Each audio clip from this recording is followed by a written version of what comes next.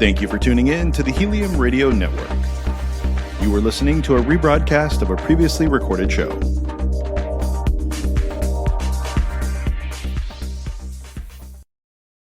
We're live, Miami Book Fair, powered by Life Improvement Radio, the Neil Haley Show, and I'm here again with my co-host Eric Remmel of Life Improvement Radio. Eric, how are you? And we're going to have a very interesting guest that's kind of a little different change of our other guests we've had so far today. But it's been a very interesting plethora of authors so far. It has. It's been a lot of fun. Learning a lot of stuff and realizing that I need to go download a bunch of new books for my vacation here coming up. I have a lot of reading to do. Hey. Yeah, you get used to only reading when you have kids. Forget about reading then. It'll stop for a while. So you just enjoy that till that first comes. But then when it happens and they're little, you won't have time to read anymore. Trust me, you won't. All right, so I'm excited to welcome to the program author Micah Dean Hicks. Micah is the author of Break the Body, Hunt the Bones. How are you, Micah? Thanks for calling. I'm good. Thank you so much for having me. I'm excited to be here. Absolutely. I hear horror, and it just interests me in so many ways. Tell me how you started to write about horror. Kind of tell me that story. Yeah, so the novel kind of surprised me when it came out and it was reviewed as horror because I think when I was writing it, I knew that I wanted to do this big, messy, wild book that would have ghosts and intelligent robots and like weird pigmen that had been Frankenstein together and kids with powers, and I was kind of just trying to jam as many sci-fi and fantasy elements into one book as I could because that was really fun to me.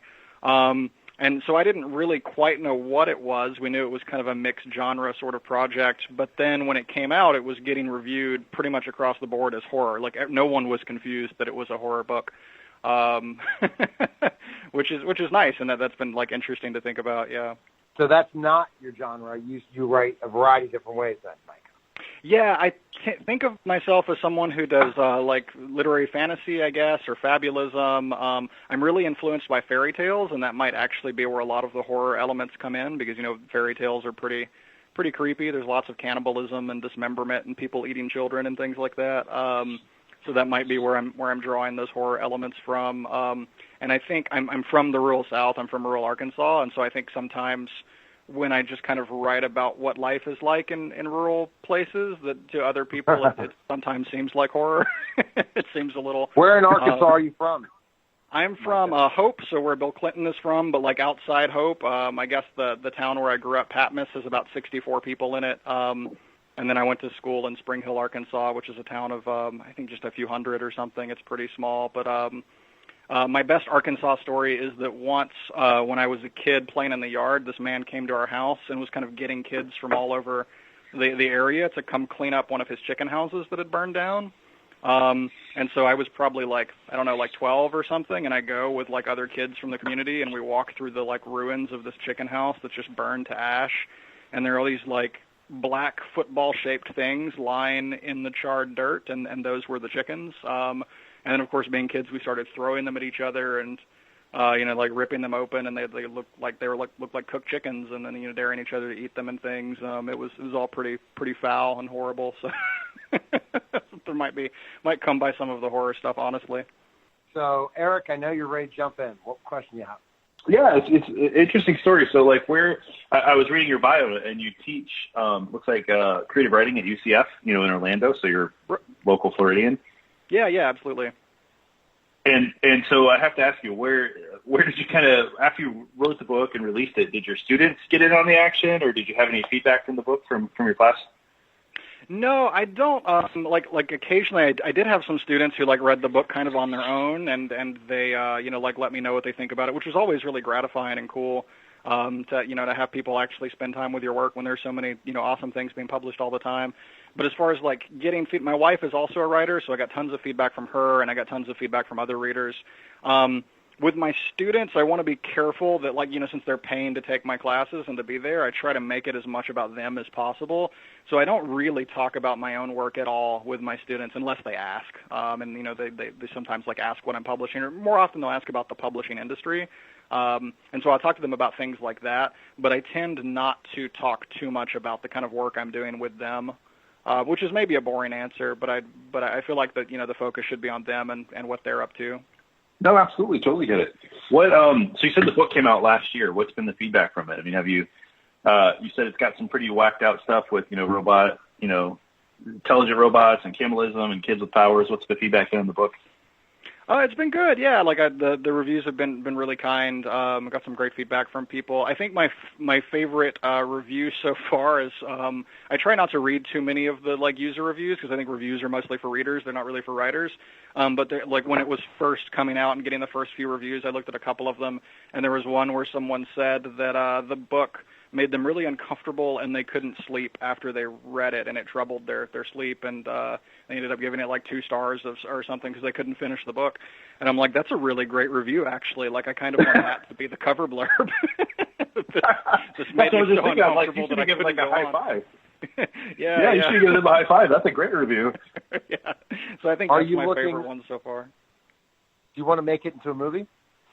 I would love that. That would be really exciting to me. I think as far as adaptations go, I'm most excited when someone takes the source material and does something really new with it and different. And so I love Watchmen right now because it's doing so much new stuff.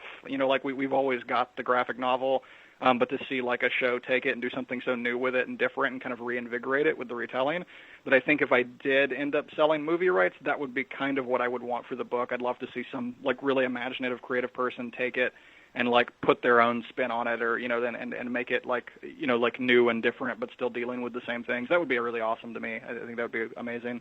Yeah, and that's the great thing is finding something. And writers, I think you've got to be happy about this, Micah.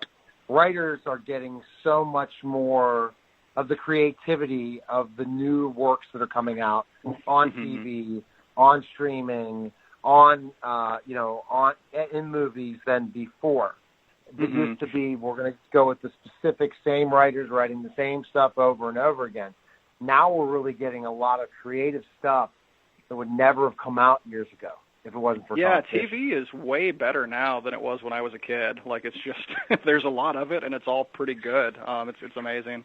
Yeah, it's a really great time for stories. A lot of great things happening with books too. So, yeah. Well, I think with the reach of social media too, it really helps to see what people are interested in, and then it allows directors and producers and all those folks to see what people want to digest, and then to make good quality products. So it's kind of huge when it comes to social media as well. Do you have any future works in the making? Anything you're working on coming up that you can talk about? Yeah, I am currently finishing a short story collection. So I had a story collection before, and then I had this novel that came out in February. So I'm writing another one. And when I write stories, they're very drawing on that kind of rural landscape of where I grew up, and they're very like lots of fairy tale sort of elements pushed into kind of a modern setting. And so I'm working on a book of stories like that right now. So one of them, for example, is a father is hunting in the woods, and he brings home this deer that he's killed, and the deer's pregnant. And when they go to dress the deer, they find a baby inside it. Instead of a deer fetus, they find a baby, a human baby. And then they'd raise it, and of course it doesn't behave the way that a human child should. It's more of a deer in a human body, and it causes lots of problems, and the daughter falls in love with it, and that doesn't work out. And so I think that's a maybe good barometer for the kind of stuff that's like. So horror and uncomfortable, but more cruelty and sadness probably than jump scares. Interesting. Really interesting. Micah, where's the best place we can find information on you, purchase your book, and learn more about you? Where can we go? Yeah, absolutely. So the best place to get in touch with me is just my website, MicahDeanHicks.com. So MicahDeanHicks.com. And it's also my Twitter handle and my Facebook page, and everything is just Micah Dean Hicks, my full name. So, yeah, that'd be great. All right, fantastic. Thanks for calling, and thanks for coming on the show. All right, awesome. Thank you so much for having me. Good talking to you. Take care. Bye-bye. Nice talking to you as well. You're listening to the Neil Haley Show, powered by Lightspeed Premier Radio, live from the Mind Book Fair, and we'll be back in just a moment.